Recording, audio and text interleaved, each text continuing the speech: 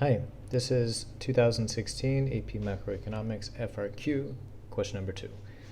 You'll notice that I'm only going to highlight two parts of this question, A and C. If you have concerns about other parts of the question, please do not hesitate to let me know. Maybe one of the important things to do whenever you should you encounter one of these bank balance sheet questions on the exam, is briefly check the information that you're given.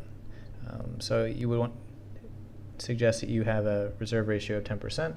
If we take 10% times the demand deposits of 2,000, we get 200, which tells us immediately that all these reserves, which depending on the nomenclature could be total reserves, and we know total reserves are ER and RR. All of these reserves are RR, which means ER equals 0.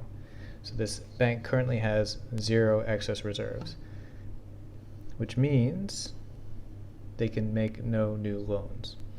So that becomes our answer. The dollar value is 0, and the explanation is the First Superior Bank currently only has required reserves and no excess reserves, therefore can make no new loans.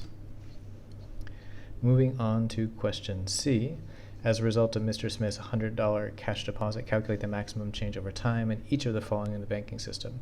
So this is a very quick review of all the money formulas. So it's the total change in loans, the total change in demand deposits, and if we look down to D, it's the total change in the money supply. So cash deposit, $100, reserve requirements 10%.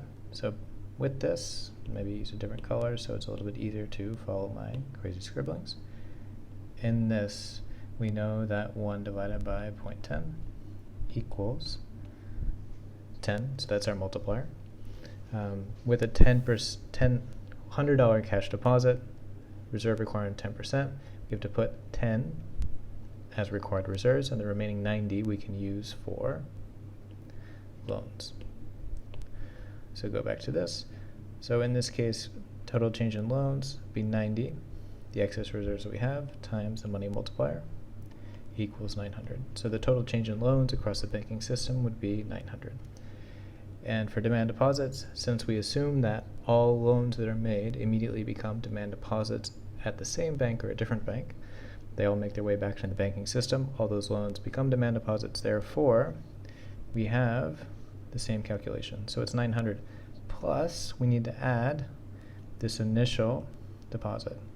So equals 100. So the total for this would be 1,000. And for D, just so while we're here, the total change in money supply will be 900. Why 900, not 1,000? Because when he walks into the bank, this cash was already part of M1, which means it was already part of the money supply, which means it was only changing format from cash or currency into demand deposit. So the money supply wasn't changed immediately, there was no Fed action, and the only change to the money supply was the money created by the banking system as a result of making loans and creating demand deposits.